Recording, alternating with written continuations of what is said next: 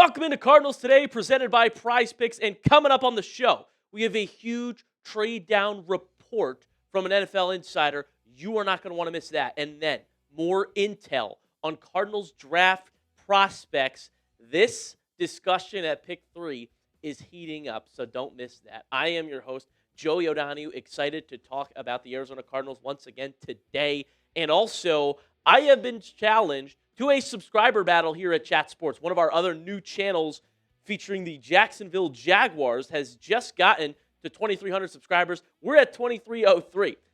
They're on our heels. They're catching up to us.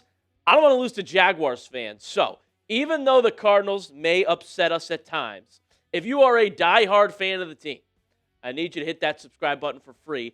Get this community of Cardinals fans growing, and we can all vent together. Hit that subscribe button, and let's get into the first report we have from Albert Breer, who said this: teams picking behind the Jets are looking to move down. Count the Cardinals, Titans, Giants, Browns, and Commanders among those already looking at trying to drop down in the order to accumulate capital. That makes absolute sense to me, ladies and gentlemen, that the Cardinals will be a team wanting to move down and accumulate capital, and that is why Breer lists them on that quote. Now, Breer says that two players that he thinks could provoke a trade down, foster a trade down, would be one, Arvell Reese.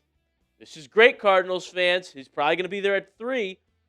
Or Jeremiyah Love, who will also probably be there at 3. And Breer speculates teams would trade up for one of these two players back into the top 5. Does this mean the Cardinals are going to do something smart? Will they finally do something the fans will get behind? Think about it. If they traded down when Arvell Reese was there and then got a right tackle by doing the trade down, I think we'd finally be singing hallelujah. Right? You get extra draft picks. Everybody's scared. They don't want Arvell Reese. They think it's Isaiah Simmons 2.0. I'll say they're different prospects, but I understand why you're scarred. And so you get an extra draft pick and then get Maui Noah or Fano. Now that sounds like something we would finally be like, really? Monty Ossenfort did something right. And this could be ideal for Cardinals fans. Now, Albert Breer also gave us 2 teams he thinks that would do a trade-up for the players that he aforementioned. The New Orleans Saints want to go offense, perhaps, to help out Tyler Shuck. Could that be Cardinal Tate? Could that be Jeremiyah Love? Either way, they're both there at 3. Maybe the Cardinals don't have to go down too far, and they can get that 8th pick to get Maui Noah. Or Dallas Cowboys. I would say, oh, look, breaking news. Drew Aller visited the Cardinals today, folks, as we're filming this video. I would also say the Cowboys are a team that is very much rumored to trade up. And I'm not the only one saying it. Breer's not the only one saying it. Ian Rapoport, NFL Insider, says this as well. Folks, this is not clickbait. This is not so everybody will click on this and go, wait, what? But the Cowboys are my team most likely to trade up again. This is not for clickbait. This is real. I expect them to be at least in the mix, potentially, for coming up for a pass rusher or another top defensive player. You have several teams who would potentially be open to moving back. Might the Cowboys jump up a little bit to get a key defensive piece in an offseason when it has been all about fixing that defense? It certainly makes sense to me. The Cowboys have the capital and the needs to do it. They know they're focused. They're almost a win-now team with how good the offense was last year. They've got 2 first-round picks. And I absolutely think they could move up and get this deal done with the Cardinals, giving us both first-round picks, folks. And so a trade starts to look a little something like this. You get 2 first-round picks, 12 and 20. Easy money to get an edge and a right tackle in the first round. You give up pick 3. I think you got to sweeten the deal a little bit. So I threw in a 3rd-round pick here. That adds up value-wise. Still actually favors the Cardinals when you add it up. But you could argue the Cardinals shouldn't have to give up anything else. We could just give pick 3. We'll see. But to get 2 first-round picks, you're definitely going to need to give up a little something. And so would you accept this trade if this is what it costs? Type A for accept, type D for decline. Let me know in that comment section down below what you would do if this trade is on the table. All right, we've got more reports and intel to look into, folks. But first, let's talk about the app that I can't get enough of, and that is Prize Picks, the best place to win cash while watching sports. Playoff basketball is here, big golf tournaments, baseball is underway if you're old school. And personally, I love sports, and I love making daily fantasy lineups. You guys can follow me on the app to see all my lineups. At JoeyOD1 is my username. Get the picks before they even get posted here on the show. Also, follow your friends, share lineups, or explore your favorite celebrities' lineups. Here's the lineup I'm rocking with for Saturday. I'm going to basketball. I've got the more on Brandon Ingram, more than 7.5 rebounds and assists. Ingram actually averages 5.6 rebounds, 3.7 assists this season. And I'm all in on the beer, James Harden, more than 1.5 three-pointers made and more than 21.5 points. Harden has actually had more than 1.5 threes in his last 5 games in a row. And last time he played Toronto, he dropped 31. And so that's my lineup. Basically, guys, the app is really easy to use. Just pick more or less on a few player stats and lock in your lineup. And a new user offer. Download the PrizePicks app today and use code HMA to get $50 in lineups when you play your first $5 lineup. The link is in the comment section and description of today's video, and that is code HMA to get $50 in lineups after you play your first $5 lineup. PrizePicks, it is good to be right. Another note for Cardinals fans, also from NFL Insider Ian Rapoport, who I trust a lot with a lot of scoops and sources that he gets. So Rapoport started talking about the Jeremiyah Love sweepstakes, let's call it, and he had this to say. I think Jeremiyah Love's window to be drafted starts at 3. I'm not saying the Cardinals are going to take him, but a lot of people think that Jeremiyah Love is the best football player. Now, the Cardinals signed a running back in free agency, but I still wouldn't be surprised. Just take the best player.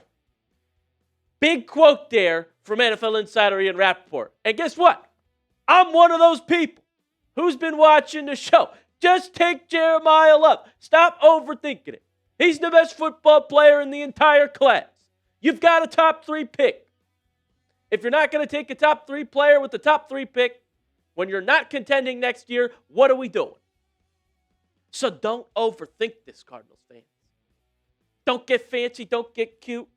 I think they've realized that offensive tackle at 3 is too rich because the best offensive tackles are maybe not even a top 10 player in the class. And we're talking about a top 3 pick. Jeremiyah Loves don't come around that often. He's the Bijan Robinson, the Saquon Barkley, Jahmyr Gibbs type of prospect, guys. A true 3-down back. He can do everything that you need a running back to do. Whether that's power, whether that's speed, short yardage, home run plays, big pops, super speed. It's a sub 4.3, 740 at 212 pounds. Freak of nature. And he's just got great film. And he's got great hands. Only 1 fumble in 3 years. I love the prospect. Now, I don't know why the Cardinals went out and signed Tyler Algier if they were going to draft Jeremiyah Love. You know, that part is mysterious. It doesn't add up to me, I'll be honest. I don't know, but nobody knows what they're thinking ever. They don't know what they're thinking ever. And so I think it's very simple what you need to be thinking at pick 3. Trade down if you're just going to get position of need, which is okay. I'm not mad about the trade down for Maui Noah or Fano. But trade down to do position of need. Or, if you're staying, take the best player available. I can't stress it enough. If anybody can give me evidence that the Cardinals are contending next year and are 1 right tackle away from contending, then okay. They can take Maui Noah at 3.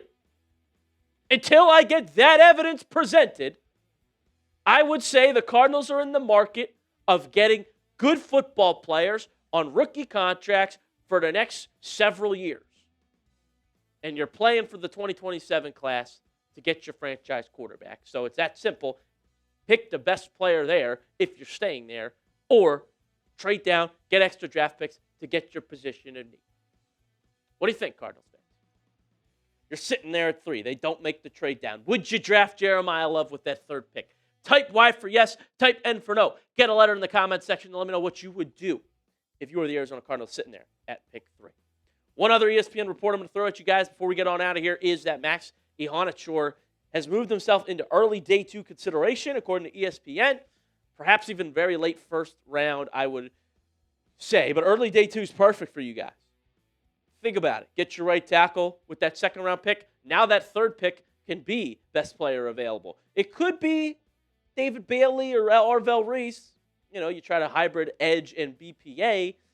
But again, I think that's a good sign for Cardinals fans. You can get your right tackle with your 2nd pick in the draft so that the 3rd pick can just be focused on give me the best player. And to me, that's Love or Downs.